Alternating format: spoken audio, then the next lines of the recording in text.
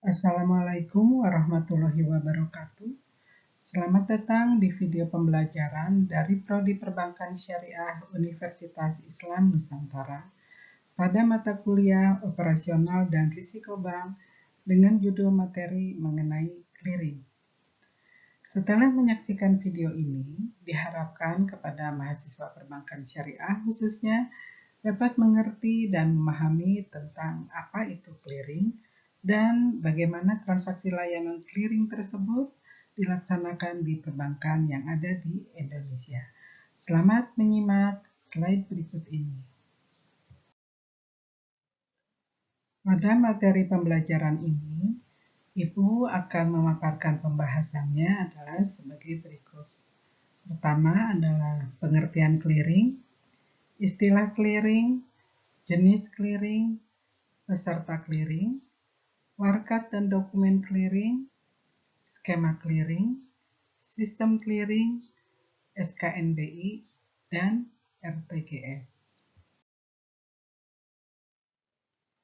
Sebelum kepada pembahasan pertama, kita akan meninjau dahulu apa dasar hukum dan regulasi berkenaan dengan transaksi clearing yang dikeluarkan baik oleh pemerintah berupa undang-undang maupun pelaksanaannya yang merupakan peraturan dari Bank Indonesia.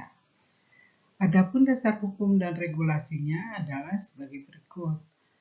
Undang-Undang Nomor 10 Tahun 1998 tentang Perbankan yang merupakan perubahan dari undang-undang sebelumnya, yaitu Undang-Undang Nomor 7 Tahun 1992 tentang Perbankan.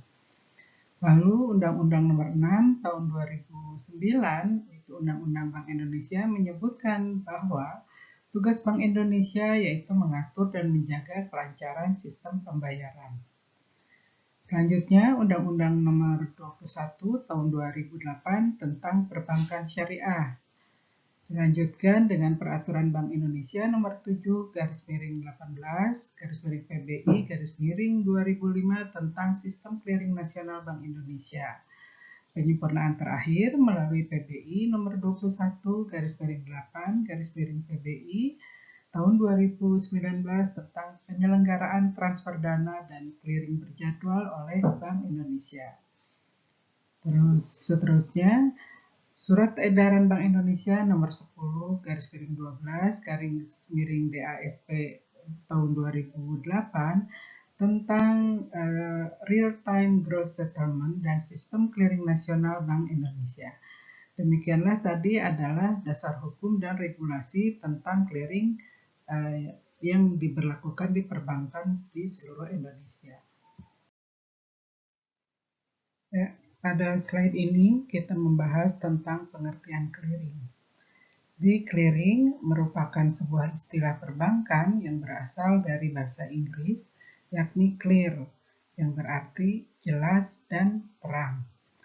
Pengertian clearing adalah suatu tata cara perhitungan hutang piutang yang bentuknya berupa surat dagang dan surat berharga dari suatu bank kepada bank lain yang diselesaikan pada waktu tertentu. Jadi clearing adalah sarana yang digunakan oleh bank untuk menjalankan fungsinya, yaitu memudahkan penyelesaian transaksi antar bank. Atau dalam kata lainnya, dalam dunia perbankan adalah pertukaran data keuangan elektronik dan atau warkat antar peserta clearing baik atas nama peserta maupun atas nama nasabah yang perhitungannya diselesaikan dalam waktu tertentu. Di sini terdapat surat dagang dan surat berharga lainnya berupa warkat yang dapat diperhitungkan. Warkat yang diperhitungkan dalam clearing tersebut adalah berupa cek, bilet giro, bukti penerimaan transfer, wesel bank untuk transfer, nota kredit, nota debit, dan warkat-warkat lainnya yang disetujui oleh Bank Indonesia. Tentunya di sini Ibu tidak akan menjelaskan mengenai bentuk warkatnya seperti apa karena sudah kita bahas pada materi-materi sebelumnya. Baiklah, di sini kita akan mengenal mengenai istilah-istilah yang digunakan dalam transaksi clearing. Jadi, istilah-istilah yang ada dalam clearing ini berkaitan dengan apa yang disebut dengan transfer dengan bank yang berbeda. Seperti kita ketahui bahwa clearing merupakan transfer yang berkaitan dengan utang piutang. Jadi, transaksi clearing ini merupakan sebuah media atau sebuah metode yang dilakukan bank sebagai sarana perhitungan hutang piutang yang bentuknya berupa surat berharga ataupun surat dagang. Dan aktivitas clearing ini dilakukan antar bank yang diselenggarakan oleh Bank Indonesia, di mana warkat-warkat yang digunakan dalam transaksi ini yaitu berupa warkat-warkat viral antar bank, berupa cek, bilet giro, dan surat perintah pembayaran lainnya, ataupun berupa pemindah bukuan. Di sini terdapat 3 istilah dalam transaksi clearing di perbankan yang harus saudara ketahui, yaitu yang pertama adalah clearing keluar. Clearing keluar merupakan tagihan yang dilakukan oleh suatu bank kepada bank lainnya. Lebih kurangnya adalah sama dengan piutang. Jadi, bila tidak ada tolakan clearing, maka clearing keluar ini akan menambah saldo rekening bank penagih yang ada di Bank Indonesia. Selanjutnya adalah clearing masuk. Jadi, clearing masuk ini merupakan tagihan dari bank lain yang masuk ke bank yang bersangkutan. Dan ini merupakan utang dari bank yang bersangkutan. Sehingga bila tidak ada penolakan, maka akan mengakibatkan pengurangan saldo rekening bank yang bersangkutan yang ada di Bank Indonesia. Lalu terakhirnya adalah tolakan clearing adalah merupakan warkat clearing yang dikembalikan oleh bank tertarik karena misalkan saldonya tidak cukup atau disebabkan oleh hal-hal lainnya yang menyebabkan warkat itu tidak bisa dibayarkan kepada bank penarik. Ya. Jadi selain saldonya kurang, bisa juga misalkan tanda tangannya tidak cocok, atau misalkan tanggal efektifnya, atau misalkan warkat sudah daluarsa, ataupun hal-hal lainnya yang terdapat dalam penolakan clearing yang sudah ditetapkan oleh Bank Indonesia. Demikian ini adalah istilah-istilah dalam clearing yang harus saudara ketahui. Terdapat 3 jenis pelaksanaan clearing yang dilakukan oleh perbankan, yaitu clearing umum, clearing lokal, clearing antar cabang. Clearing umum adalah sebuah bentuk sarana untuk perhitungan warkat-warkat antar bank, di mana proses pelaksanaannya diatur dan diawasi oleh Bank Indonesia. Lalu clearing lokal adalah clearing yang diselenggarakan terbatas antar bank yang berbeda pada suatu wilayah clearing yang telah ditentukan oleh Bank Indonesia. Yang ketiga adalah clearing antar cabang atau intercity clearing. Adalah sebuah bentuk sarana perhitungan warkat antar bank yang biasanya berada di luar wilayah clearing. Dalam pelaksanaannya, bank tersebut mengumpulkan warkat-warkat clearing yang diterima dari nasabah-nasabah banknya, lalu dikumpulkan semua perhitungannya pada satu kantor cabang yang ditunjuk. Lalu tagihan-tagihan tersebut nantinya akan diperhitungkan pada bank lain di mana terdapat cabang-cabang bank tersebut, lalu dilakukan transaksi clearing di mana cabang bank tersebut terdapat wilayah Bank Indonesia. Selanjutnya nanti hasilnya akan diperhitungkan kembali kepada bank pengirim warkat tersebut. Demikian ini adalah jenis-jenis clearing. Setelah kita memahami apa yang dimaksud dengan clearing beserta warkat-warkat apa saja yang bisa diperhitungkan dalam pelaksanaan clearing, lalu yang harus kita ketahui adalah apa yang dimaksud dengan bank peserta clearing yang dapat mengikuti pelaksanaan transaksi clearing. Ya, clearing ini diatur oleh Bank Indonesia baik waktu dan tempat pelaksanaannya. sedangkan peserta clearing adalah bank umum dalam wilayah clearing. Peserta clearing adalah bank-bank yang terdaftar pada penyelenggara clearing yang ada di Bank Indonesia dan dikelompokkan menjadi dua, yaitu peserta langsung dan peserta tidak langsung.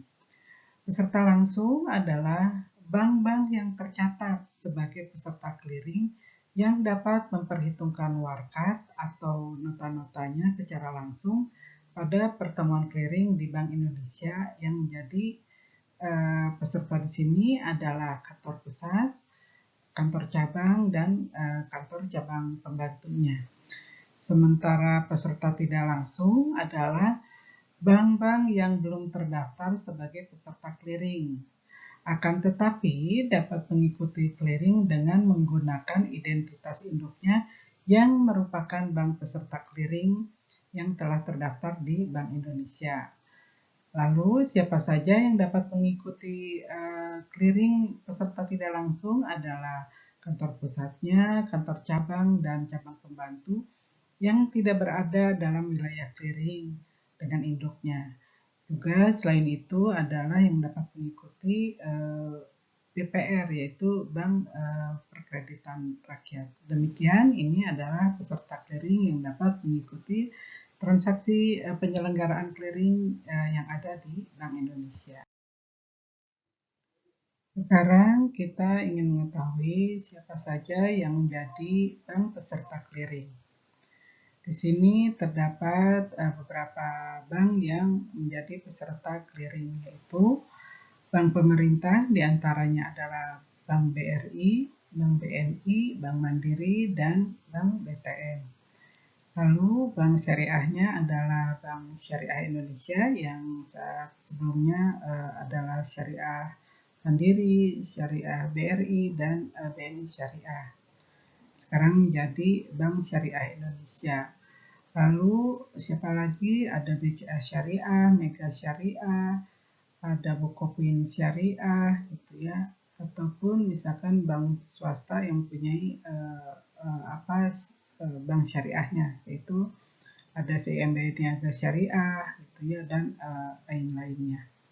Lalu bank swasta nasional yaitu Bank BCA, Bank Mega, Danamon, PTPN, CIMB Niaga, OCBC NISP, Bank Panin, dan bank-bank lainnya ya, yang termasuk ke dalam bank swasta nasional. Lalu bank pemerintah daerah yaitu Bank Jabar, ya, Jabar Banten, Bank Sumatera yaitu Sumatera Utara, Sumatera Barat, Bank Jogja, Bank Jatim, Bank Jateng, Bank Aceh, Bank Sumatera, Sumatera Utara, Sumatera Selatan, Bank Kalimantan, Kalimantan Selatan, Kalimantan Timur, Kalimantan Tengah, bank-bank yang ada bank pemerintah daerah Sulawesi, Sulawesi Selatan, Sulawesi Utara, Bank NTB, dan Bank Bali serta bank lainnya yang dimiliki oleh bank pemerintah daerah. Lalu bank asing. Bank asing di sini terdiri dari Citibank, Standard Chartered, Bank of China, Bank of America, Bangkok Bank, ya, dan bank-bank lainnya yang merupakan bank asing yang ada di Indonesia. Lalu bank campuran yaitu ANZ Indonesia, Sumitomo, BNP, Artagraha, Bank Windu Kencana, dan bank lainnya. Ya. Jadi sekarang kita telah mulai paham mengenai apa yang dinamakan clearing beserta bank-bank mana saja yang dapat mengikuti transaksi pada pelaksanaan clearing yang dilaksanakan oleh Bank Indonesia.